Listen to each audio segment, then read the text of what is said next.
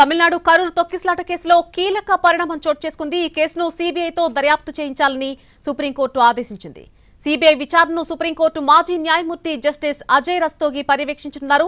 September 27న నటుడు విజయ్ రాజకీయ party ర్యాలీలో తొక్కిసలాట జరిగింది.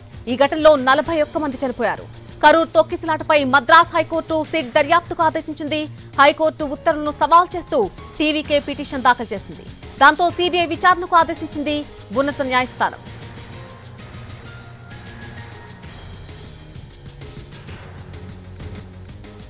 తమిళనాడు కరూర్ తొక్కిసలాట కేసులో ఒక కీలక పరిణామంగా దీన్ని చెప్పుకోవచ్చు. ఈ కేసును సీబీఐతో దర్యాప్తు చేయించాలని సుప్రీంకోర్టు ఆదేశించడం జరిగింది. ఇదే విషయానికి సంబంధించి పూర్తి అప్డేట్ మా ప్రతినిధి రాజు అందిస్తారు. రాజు, ఎట్టకేలకు టీవీకే పిటిషన్ కి అనుకూలంగానే ఈ తీర్పు వచ్చిందనుకోవచ్చా? సీబీఐతో దర్యాప్తు చేయించాలని సుప్రీంకోర్టు ఆదేశాలు జారీ చేయడంతో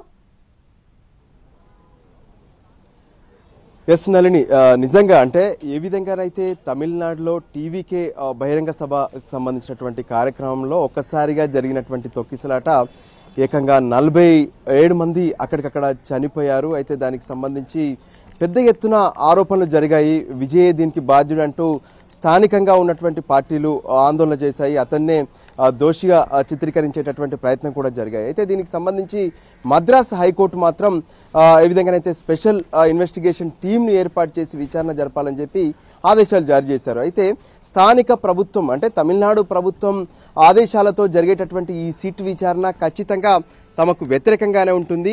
ఏదైతే ఈ టీవీకే బహిరంగ సభలో జరిగినటువంటి తొక్కిసలాటలో కుట్రపూరితమైనటువంటి కోణాలున్నాయి. తమకు వస్తున్నటువంటి ప్రజాదరణను తట్టుకోలేకనే ఏదో ఒక కుట్ర జరిగిందనే విషయాన్ని కూడా విజయ్ స్పష్టం చేసినటువంటి పరిస్థితి ఉంది. టీవీకే పార్టీకి సంబంధించినటువంటి నేతలంతా కూడా ఇదే విషయాన్ని స్పష్టం చేశారు. సో దానికి అనుగుణంగానే సుప్రీంకోర్టును ఆశ్రయించారు. సుప్రీంకోర్టు కొద్దిసేపటి క్రితమే ఈ కేసుకు సంబంధించినటువంటి విషయంలో కీలక ఆదేశాలను జారీ చేసింది. కరూరులో జరిగినటువంటి ఈ తొక్కిసలాట ఘటనను మొత్తం కూడా సిబిఐ విచారణ జరపాలనే విషయాన్ని స్పష్టం చేసింది. అంతేకాదు ఈ విచారణ మొత్తం కూడా మాజీ జస్టిస్ అజయ్ రస్తోగి నేతృత్వంలో జరగబోతుంది.